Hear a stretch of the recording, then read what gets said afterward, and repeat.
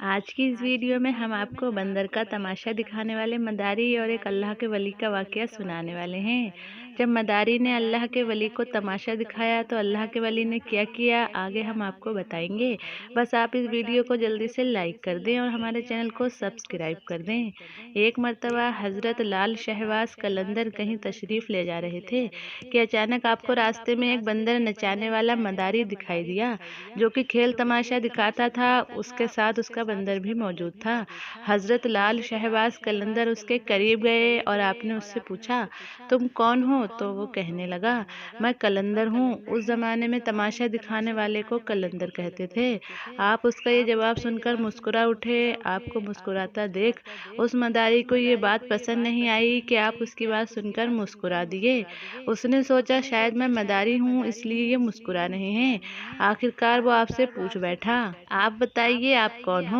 तो आपने फरमाया, मैं कलंदर हूँ। वो मदारी बड़ा हैरान हुआ और कहने लगा, आपके पास ना तो कोई बंदर है ना कोई डुगडुगी, आप तमाशा कैसे दिखाते हैं? अल्लाह के वली कलंदर शहबाज ने फरमाया, पहले तुम अपना तमाशा दिखाओ, उसके बाद हम भी तुम्हें कुछ दिखाएंगे। आपका ये फरमान सुनकर उस मदारी ने अपनी डुगडुगी उठाई और डुगडुगी बजाने लगा।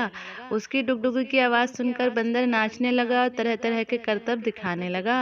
उसके बाद उस मदारी ने कहा कि अब आप दिखाइए, आप कौन सा तमाशा दिखाते हैं? हजरत उसकी ये बात सुनकर दो पेड़ों की टहनी पर खड़े हो गए और उस मदारी से कहा, तुम नीचे से गुजर जाओ, मगर याद रखना आगे जाकर वापस कभी मत पलटना। जब वो तमाशा दिखाने वाला मदारी आपके नीचे से गुजरा तो नज़ारा ही बदल चुका था।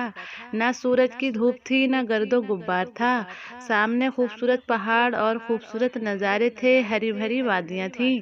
मौसम भी बहुत अच्छा था, ना मौसम ठंडा था ना गर्म।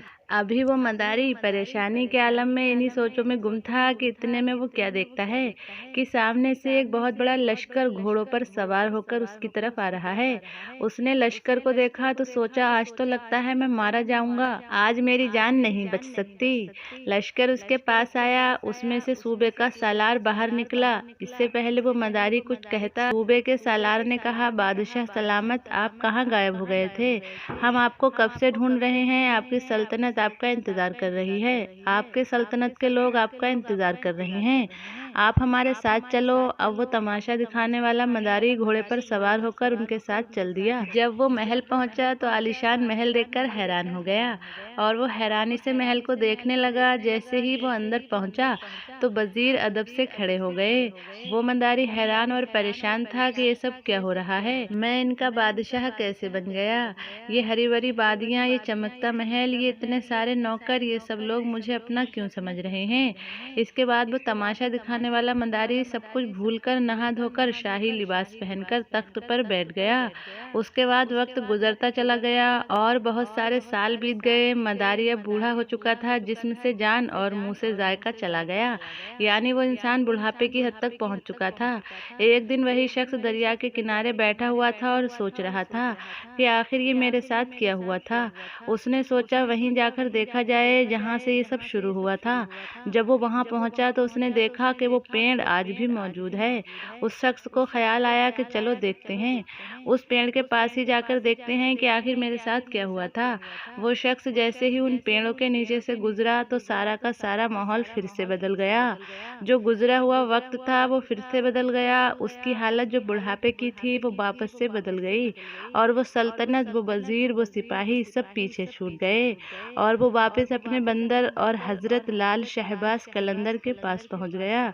उसने सोचा कि शायद ये कोई सपना था, लेकिन उसके साथ जो हुआ था वो हकीकत थी। वो हैरान था कि ये सब क्या हो गया। उस शख्स ने जैसे ही हजरत लाल शहबाज कलंदर को देखा तो कहने लगा, मेरी सल्तनत, मेरे सिपाही सब कहाँ चले गए? तो हजरत लाल शहबाज कलंदर ने मुस्कुराकर फरमाया, सब तमाशा था। सुभान अल्लाह, सुभान अल्लाह। तो ये होती है औलिया अम्बिया की शान और करामत कि जहाँ इंसानी अकल काम करना बंद कर देती है, वहाँ से औलिया अल्लाह की करामत शुरू होती है। औलिया अल्लाह के नेक बंदे, अल्लाह के वली होते हैं। औलिया अल्लाह की करामतों को समझना आम इंसान के समझ के बाहर है, इसे औलिया अल्लाह ही समझ सकते हैं। जब हज़रत मोहम्मद मुस्तफ़ा सल्लल्लाहु ताला अलैहि वसल्लम के गुलामों का ये आलम है तो हमारे प्यारे नबी की शान का आलम क्या होगा। मोहताज का जब ये आलम है तो मुख्तार का आलम क्या होगा। अल्लाह पाक का शुक्र है कि उसने हमें अपने महबूब की उम्मत में पैदा फरमाया।